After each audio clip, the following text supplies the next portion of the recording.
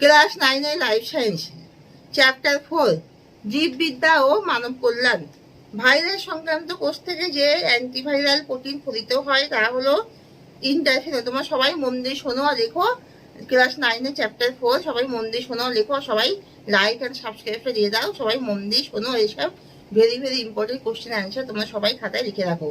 তাহলে আমি শুরু করছি। ভাইরাস আক্রান্ত কোষ থেকে যে অ্যান্টিভাইরাল প্রোটিন ফলিত হয় তা হলো ইন্টারফেরন।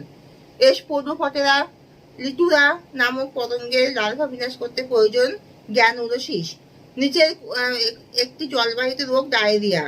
রোটা ভাইরাস শিশুদের যে রোগটির জন্য দায়ী তা হলো উদরাময়। কোন জীবাণুটি অন্ত্রে B12 সংশ্লেষ করে? ই কোলি। নিচের কোটি নাইট্রোজেন সংবর্ধন করতে পারে? Cyano bacteria. অনাক্রম্যতার সঙ্গে যুক্ত কোন রক্তকোষ?